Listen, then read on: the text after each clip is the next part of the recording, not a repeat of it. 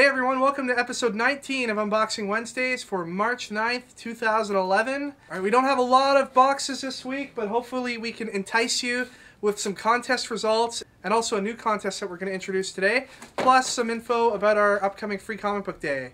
But in order for us to get started on all that, first we need Rob to start opening some boxes. Here's a vintage style Hal Jordan Green Lantern shirt.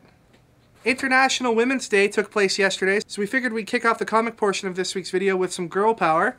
Here's collected for the first time, the Girl Comics trade. Our favorite artist featured in this book is Toronto's own Agnes Garboska. You really want to check out her work. Here's the first volume of the Zatanna trade. Here's volume 5 of the Deadpool series, collected first time in softcover. Here's the new hardcover for Deadpool. This is volume 6. New from Image Comics is Skull Kickers volume 1.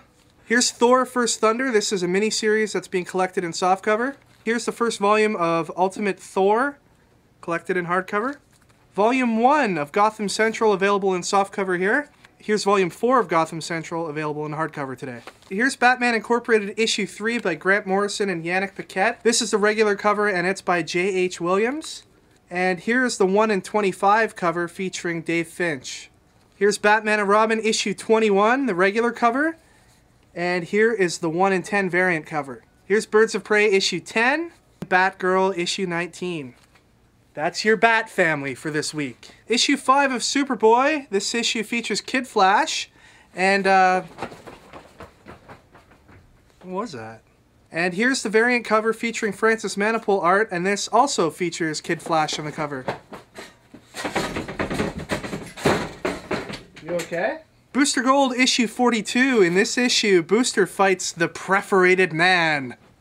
Justice League Generation Lost issue 21. This is the regular cover, and it looks like Blue Beetle is dying again for like the millionth time, and Booster Gold's sad about it for the millionth time. Here's the variant cover of Justice League Generation Lost, where Booster Gold is so sad about the death of Blue Beetle for the millionth time that he's quitting the Justice League. Wonder Woman issue 608, this is the regular cover. And here is the 1 in 10 variant. Here's Outsiders issue 37, this is part 2 of the Reign of Doomsday. Doomsday's back on Earth for some reason. It looks like he's collecting the replacements for Superman when he was knocked out of commission by Doomsday way back in the 90s. So in this issue he's after Eradicator. Not going to really spoil too much for you, but you can imagine what happens. It's Doomsday versus Eradicator. So, you know, you figure it out.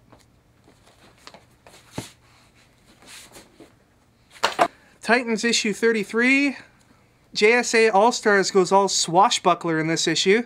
Zatanna issue 10. Legion of Supervillains one-shot. And based on the video game of the same name, here is Infamous issue 1. You might be saying, didn't Nemesis issue 4 come out a while ago? Well, it did, but this is a Dynamic Forces variant. Dynamic Forces is a company that put out special variants of comics and signed editions, and they all come with this really neat certificate of authenticity in the back. This is the Nemesis issue 4 bloody variant. As you can see, it's very bloody on the cover. New Red Sonja miniseries starts today. This is Revenge of the Gods, issue 1. The Little Depressed Boy, issue 2. This is based on a popular webcomic. The 3rd volume of Soulfire starts today, and there's 3 covers for that issue. Here's the first, the second, and the third. Dynamite's new Warlord of Mars spin-off series, Deja Thoris, starts today. There's about 9 or 10 different covers available for it. It's a little bit of, it's definitely cover overkill, especially for a miniseries. But anyway, we figured we'd show you one of the covers. This is the Dave Finch sketch cover, and it's a 1 in 10 variant. You know, I think 1 or 2 covers is enough. 3's pushing it, 9 is definitely overkill. Walking Dead hits issue 82 today, and we're continuing the No Way Out storyline. iZombie 11 this week has some really long vampire necks. Spawn issue 204. Here's the first issue of the Ghostbusters part in the whole infestation story in the IDW universe. And this is the first cover. Here's the second cover featuring a zombified Stay Puft Marshmallow Man. I'm going to talk about Transformers here in a moment, but we thought we'd first discuss our upcoming Free Comic Book Day, which this year happens on Saturday, May 7th, 2011. Free Comic Book Day is always a really big deal here at Stadium. We try to bring in as many artists from the comic community around the Greater Toronto area as possible. We've always got lots of giveaways in store, and plus, hey, free comics. In between now and May 7th, we're going to be talking about the special guests that we're going to be bringing to the store for Free Comic Book Day, and we thought we'd start this week with Transformers artist Alex Milne. Alex has done a lot of work on Transformers comics in the past for IDW, and he's the current artist on the Transformers ongoing series. Alex will be here on Free Comic Book Day to meet his fans, sell prints, and sign and sketch for people. So with that being said, here is Transformers ongoing issue 17. This is the variant cover. This is cover A, and here's cover B. Just in case you're not familiar with Alex's art, here is an example of his amazing work. So you want to check him out on Free Comic Book Day. Should we make another announcement, Rob? Make another Free Comic Book Day announcement? Do we feel tiger blood running through our veins today? Do we want to go forward? Do we want to be winning? Do we want to avoid the trolls and give everybody another Free Comic Book Day announcement? Sure. All right. Free Comic Book Day announcement number 2. This coincides with the return of Crossgen's Sigil series. The artist in this issue is a very talented Mr. Leonard Kirk, and he will be appearing here at Stadium Comics on May 7th for Free Comic Book Day. Leonard, of course, has a long list of comic titles on his resume. He's worked on series like Detective, Supergirl. He did a really long run on JSA. He's done some work with the Spider-Man family. He worked on New Mutants for Marvel, and he also worked on Agents of Atlas. Any of you serious comic collectors out there, if you look in your collection right now, guaranteed you have some books with Leonard Kirk's name on it. So you want to come by and see Leonard. He'll also be here signing and sketching for all the fans out there. Death of Ultimate Spider-Man Prelude continues here with Ultimate Spider-Man issue 155. This is the regular cover. And here is the variant. New Avengers issue 10. Punisher Max issue 11. X-23 issue 7.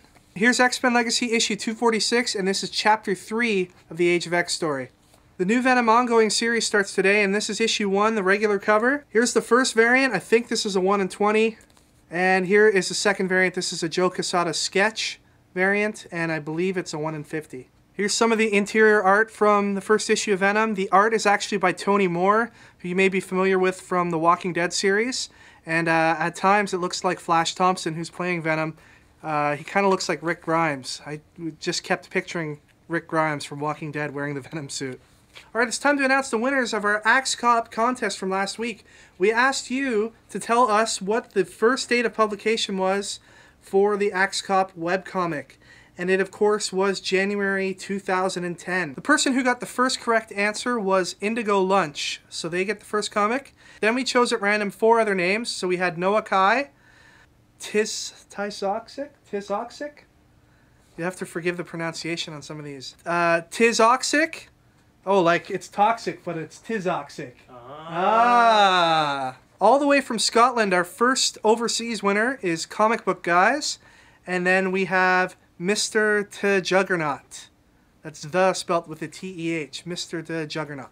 So those 5 people, if you could please contact us and send us your address information, we'll get those comics shipped out to you. Alright, that brings us to our new contest for this week, and it's concerning the release of Sigil and the return of Crossgen comics. Rob and I were really big fans of the Crossgen universe in its first incarnation. We really want to get people on board with the new Crossgen universe, so with that in mind, we're going to give away 2 signed classic Crossgen comics this week. The first is Scion issue 1, signed by series writer Ron Mars. The second is The Path, and this is a prequel issue, and it's signed by Ron Mars again as the writer and Bart Sears as the artist. So to win this contest, what you need to do this week is make a comment on today's video. It can be about anything at all. It can be about Crossgen universe. It can be about some Marvel books. It can be about some DC books. It can be about how much you hate Rob and how much you love me. Anyway, the best 2 comments. Rob and I will pick the best 2 comments, and those 2 people will win one of these lovely signed comics from Crossgen. Alright everybody, that's it for this week. We thank you for watching. As always, please subscribe to our YouTube page so that you can be updated whenever new unboxing videos are posted. Also, you'll be able to participate in all of our amazing contests, such as the ones we talked about today. Follow us on Twitter. Our username there is @StadiumComics. Friend us on Facebook so you can get kept up to date on all the news and happenings at Stadium Comics, as well as upcoming events such as our free comic book day, which we talked about today. And don't forget to visit our website, www.sidekickcomics.ca. Alright, thanks very much for watching. Have a great day and enjoy your comics.